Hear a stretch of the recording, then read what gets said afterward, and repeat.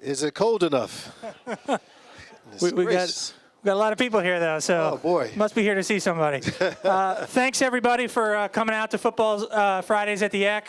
And thanks so much for being here for another edition of Catching Up With. We are thrilled to have with us today a member of the class of 1988, a Heisman Trophy winner, and now an NFL Hall of Famer. Give it up for Tim Brown. What's going on? Is it cold enough is my question to you guys. My goodness. No, I got used to Texas weather. That's the problem. It was 95 degrees at home yesterday. So, for those of you here watching live, towards the end of today's interview, Tim's going to take some questions from the crowd. So start thinking of your questions now and get them ready. Tim, you had a pretty exciting summer. What was you were inducted into the Hall of Fame in August? What was that weekend in Canton like for you? It was really amazing. You know, I think the thing for me in my lifetime, there have been a lot of events that I've been invited to or I was a part of that have been hyped up, but none of them really lived up to the hype. But the Hall of Fame really lived up to the hype. You know, the thing that was amazing to me was not only my family, my immediate family, but, I mean, we may have had, you know, over 350 people there. Jerome actually set the record with over 600 people, all right there from Pittsburgh. But it's like everybody was so emotionally drawn into the event that it was like it was their event. And so I think everybody walked away really feeling great about about themselves, like they had attributed to me being in the Hall of Fame. So to me, that was a beautiful weekend, and obviously one you'll never forget. You mentioned Jerome Bettis. You guys obviously didn't play together here at Notre Dame, but was it special for you going into the Hall of Fame with another Notre Dame guy? Yeah, you know, it was. It's always great, you know, to be able to share that experience with somebody who has almost walked in your same footsteps, you know. So, so for me, you know, being that Jerome and our wives are very good friends, so that was a beautiful thing.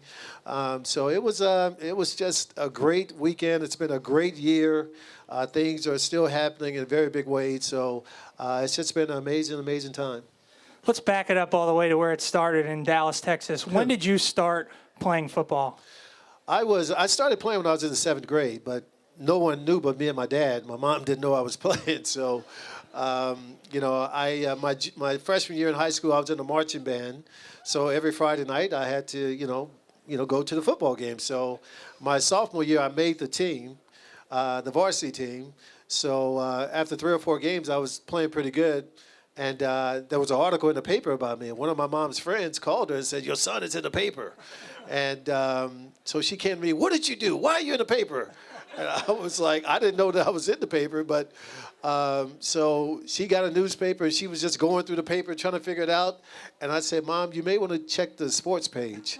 And she went there and got to the high school section. And right there on page 2 of the high school section was this big Tim Brown sophomore sensation article. And she was like, "You're not supposed to be playing football." I was like, "Well, talk to your husband, because he said I could play." So.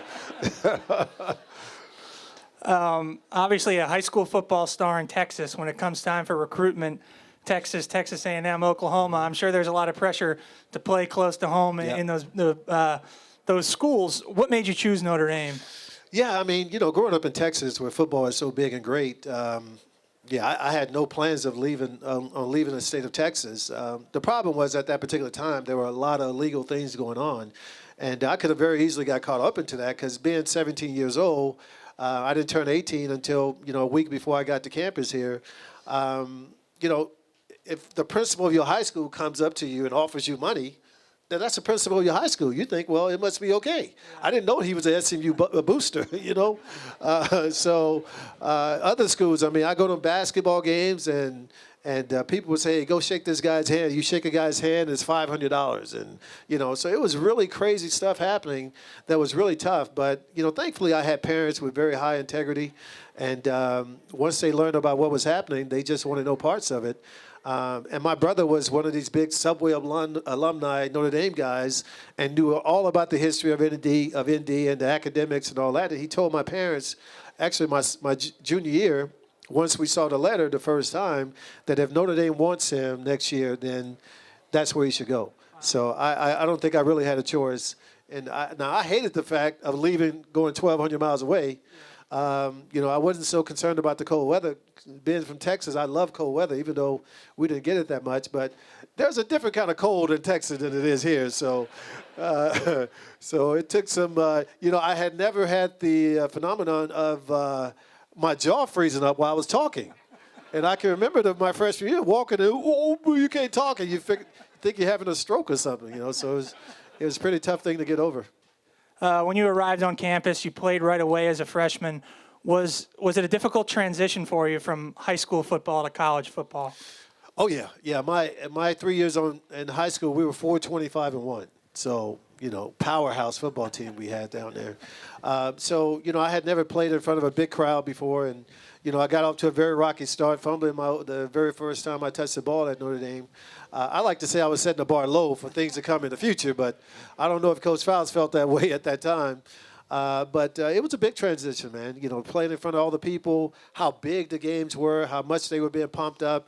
It wasn't something I was used to back home in Texas at my high school anyway. So it took some getting used to. And I think it was a perfect thing to have those 2 years I had with Jerry Fouts, where I played a little bit, but I didn't play that much, because I think it really prepared me for when Lou Holtz came in to do everything he was asking me to do. And so when Coach Holtz came in, before your junior year, what were your first impressions of him? I thought he was crazy. That's what I thought, because, the first meeting we had, I can remember big offensive lineman Chuck Lanza had his feet up on the stage, and he literally walked up and kicked his feet off the stage. And I was like, oh, that's Chuck Lanza, But I say that because, obviously, in a jovial way, because he was telling me things like he thought I could be the best player in the country after 2 days of practice, and how he thought I was the most intelligent player he had ever been around, and the only way I wouldn't get the ball is if they intercepted the snap from center, that kind of stuff, So I had never had any coach to say that to me before. So to hear that, it's hard for me to digest, really. And but what I decided was, hey, look, I'm going to listen to this guy. He obviously believes in me more than I believe in myself, but I'm going to listen to him and see what happens here. And obviously, great things happen. He obviously still thinks very highly of you. He wrote the foreword to your book, and in it he said that you were the best and the most intelligent player that he ever coached. Knowing all the great players and all the intelligent players that he coached over the years, how much did that mean to you? Well, it obviously means a lot. I think, there were just things happening at that time that I was able to pick up on very quickly and be able to implement it in my game. And I think he was sort of amazed by that. But, Coach Holtz has been, such a inspiration to me, throughout my career. Even when I was with the Raiders, if there was a down week, if there was something going on, I always knew who to call, because he always would have a very positive word. I wanted him to talk about the Raiders owner or talk about the coach, and he never would go there. He would always talk about me and what I had to do. And it just keep teaching you lesson after lesson, man. And that's the beautiful thing about it. You had a real breakout year in 1986, your junior year. And in the last game of the season that year, you guys traveled out west and played Southern Cal, our opponent this weekend. And Southern Cal got off to a big lead. I think going into the fourth quarter, it was 37-20, Southern Cal. Notre Dame came charging back, cut the lead to 2, and with about 2 minutes left, Southern Cal decided to punt to Tim Brown. I'll let you take the story from there. Yeah. We were shocked because all game they hadn't kicked me the ball. And so I was back there thinking, okay, get rid of fair catch, or, maybe the ball was going to go out of bounds. And if you watch the play, when the ball is in the air, I'm like a little kid. I'm like, oh, it's coming to me, it's coming to me. So, I was pretty excited to see the ball coming. We had an incredible punt return team that year. And in a situation like that, I knew if we got the ball, and the guy out-kicked his coverage. So, it just gave me a lot of room to maneuver. And, we were able to get the ball down. I was hoping to score. Wish I could have scored. But, to get the ball down in field goal position was obviously very key to being able to win that football game. But have very great memories of playing SC. We went 4-0 versus SC. So from that standpoint, when I see my good friends out there in California, that's right, 4-0, baby. So we, it's always good when I go to California. I have to be around. I just went to Ronnie Lott's golf tournament a couple weeks ago, and Marcus Allen was there. So inevitably it comes up. So I just walk away with my, 4-0, baby. That's, it's all good. You were one of the most versatile players in Notre Dame history. Obviously a receiver, but also, running the ball out of the backfield, and then you had 6 punt and kickoff returns for a touchdown in your career. Obviously, there are a lot of fast guys who try to return kicks, but they're not all great kick returners. In your mind, what makes a really good kick returner? What skills or mindset do you have to have? Well, you have to have vision. I mean, that's the first thing. You have to be able to see things without going there. And I think, what was unique about what I was able to do, if we had a middle return, I never started going to the middle. I would always start right or left and try and draw the people away from where I wanted to go, knowing that my blocking was going to be set up.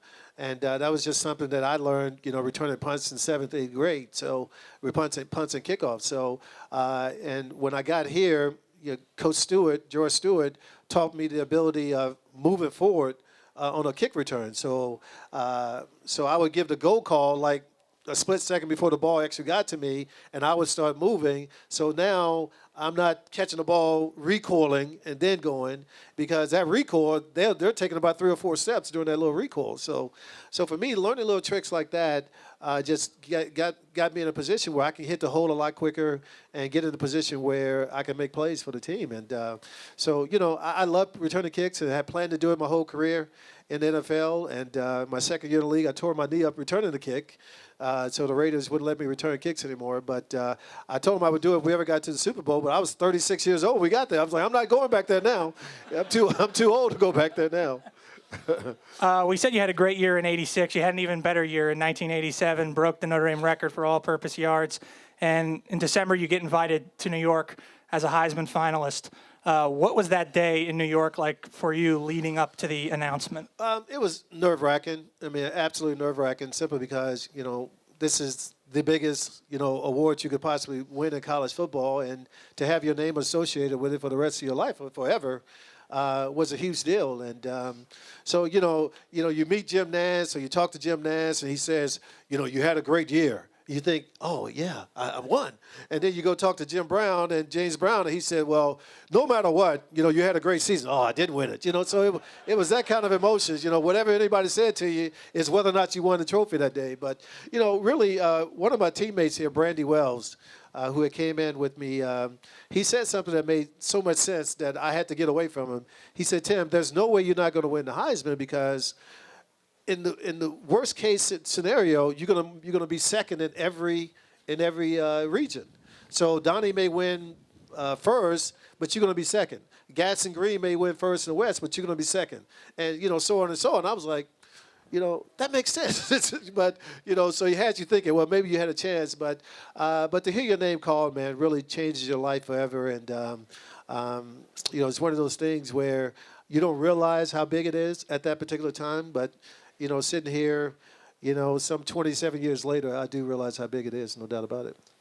You were picked 6th in the NFL draft by the Raiders, and you made the Pro Bowl your rookie season as a returner. Was the transition to the NFL easier than you thought it was going to be? Well, I knew in my heart, and maybe I was just being a cocky freshman, cocky rookie or whatever, but I really believed that I could return punts and kickoffs at a very high level. I mean, that's what I believe. I just believe I was meant to do that.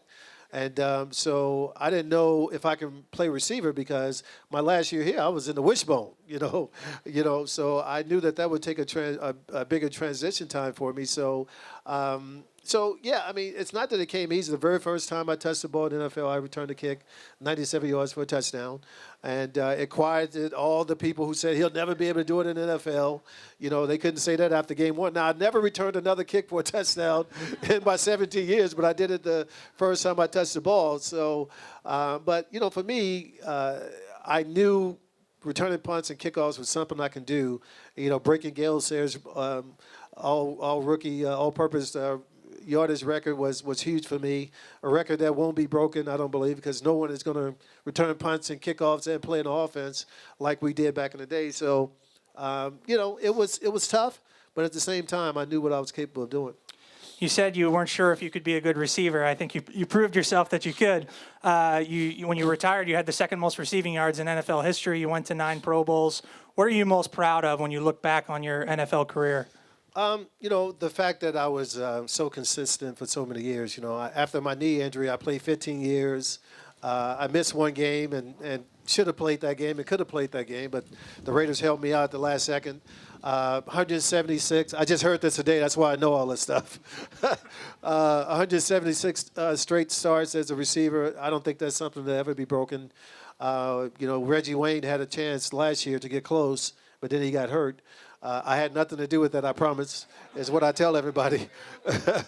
So, I think from that standpoint, being so consistent over so many years, going back to my junior year in college, from 86 to 2004, my name was mentioned when it came to college football and pro football. You published a book, great book, a couple years ago called The Making of a Man. And obviously you talk about football in it, but it's not really a football book. It's more kind of a book about spirituality and integrity. What made you decide to write that type of a book? Well, I just feel that the Bible tells me and tells all of us that, we were created for one reason, and that's to worship Christ. So, I think from that standpoint, a lot of celebrities or athletes or whatever get in a position where they have the opportunity to maybe, attract younger people, older people, whoever may be following them to Christ, but choose not to do it. And so the book is really written for celebrities and athletes and people who have the ability to tell somebody, to ask somebody, every once in a while, pick up the Bible and read it. It can really help you out. And so that's really all I'm trying to do. I believe that I've been put in this position for a reason. I've been given this platform for a reason. And I'm just trying to do what I believe God wants me to do. A huge chunk of the book is about your parents. And thank you. Your parents are also the last two people you thanked in your Hall of Fame induction speech. What was the most important thing you learned from your mom and dad? Integrity. They were just people of integrity. My dad and I had a little rough spell there when I was young, but he was a man who came home every night, took care of his wife and took care of his kids, and never saw him and my mom have an argument. Not saying they didn't, but we never saw it. They were together for 52 years before he passed away. So, I think having that kind of, legacy in front of you just makes it something that you really want to, be a part of and try to emulate yourself. So, I'm very grateful and very thankful that, nowadays one of the problems that I see in youth sports and in sports period is the parents become the biggest fans of their kids. And I think that is the worst thing that could ever happen. I'll tell you guys this story if you haven't heard it. My mom, I came home, I just won the Heisman my senior year and made the Pro Bowl my rookie year. So when I come home, there's a big banner outside the house that says, "Welcome home, Heisman Trophy winner, Pro Bowler Tim Brown." And so I get out the car, straighten my jacket up and stick my chest out a little bit. And my mom said, "Hey, you see the sign?" I was like, "Yeah." She's like, "Well, do you know why it's out here?" And I said, "No," because she said, "All of this is going to stay outside of my house. And when you come in my house, you're not going to be this person. You're going to be Timmy."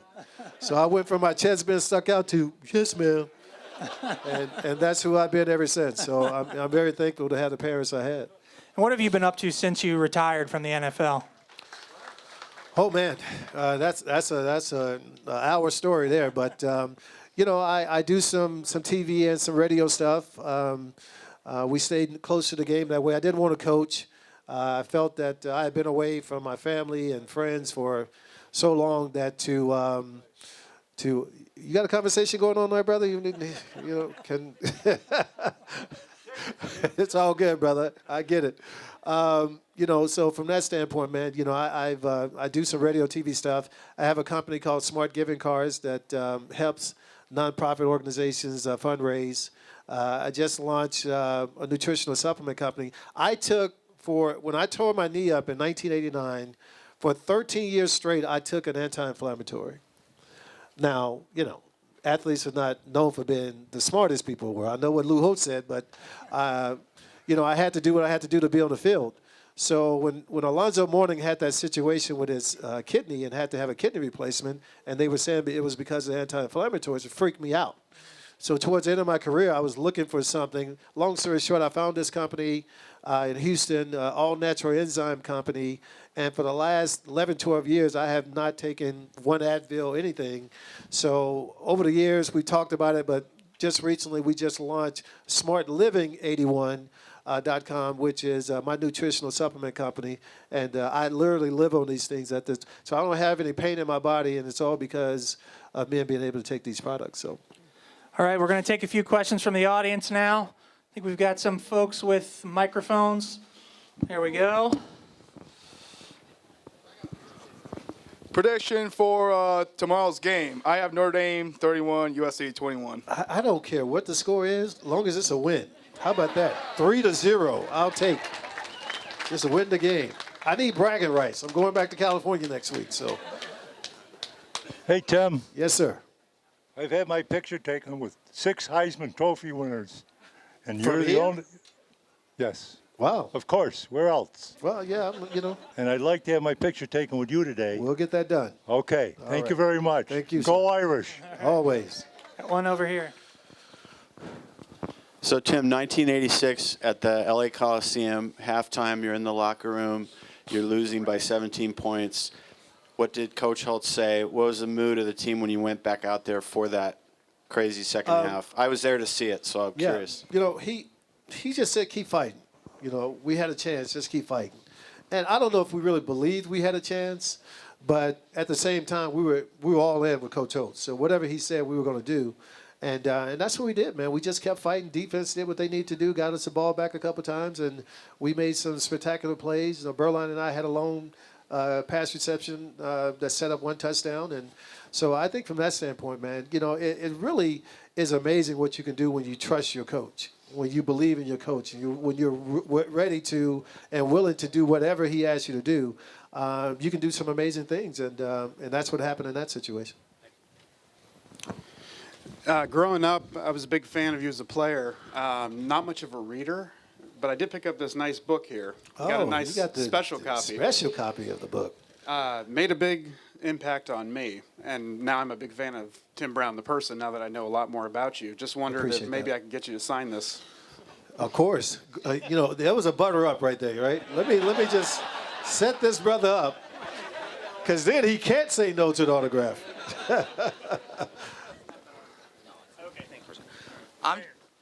I was just wondering, who would you say was the best defensive back you ever faced? Oh, boy. On a regular basis, I went up against Rod Woodson, who I thought was incredible. He obviously converted over to safety at some point in his career. Dale Carter and James Hasty were guys that I had to fight against at Kansas City, and then Dale went over to Denver. I still had to fight against him. So he was a very tough guy for me to defeat, but we had some great battles together. We had good times. Yeah, someday. Tim, hi. I had the honor of being at the Hall of Fame induction ceremony. So congratulations. Thank you. It was wonderful to hear your talk.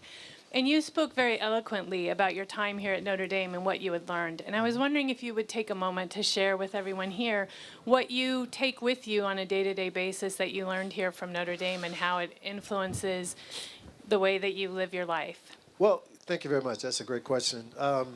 This place is so different than any place in the country, and I tell people that.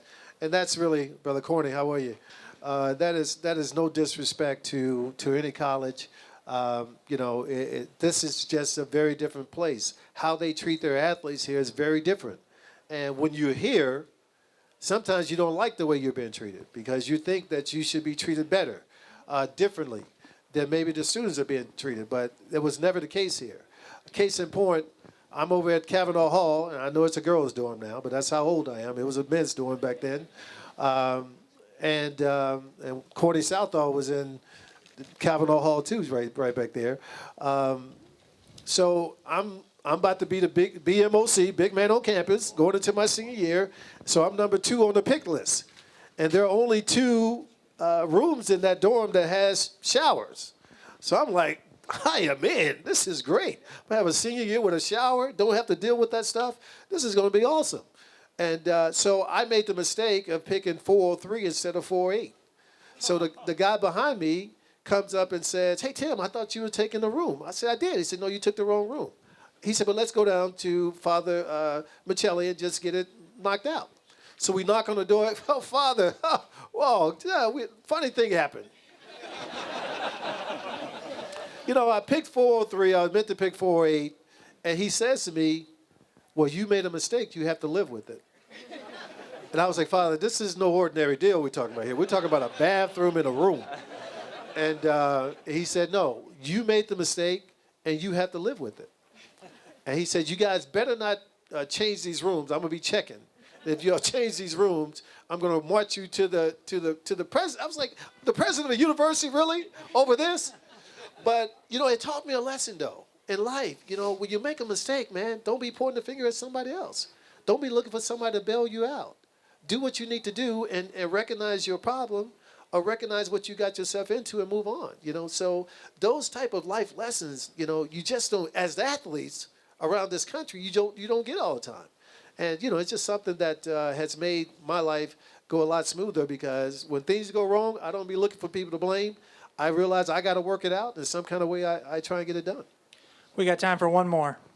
Hello, Mr. Brown. How are you today? Well, I have a question for you. Okay, they always talk about quarterbacks and how great they are, and they do this and they do that. But it takes great players around them to make a quarterback great, okay? Now, with all your years that you played, who's the best quarterback you ever played with? Well, that's it probably won't be Tony Rice. I can tell you that.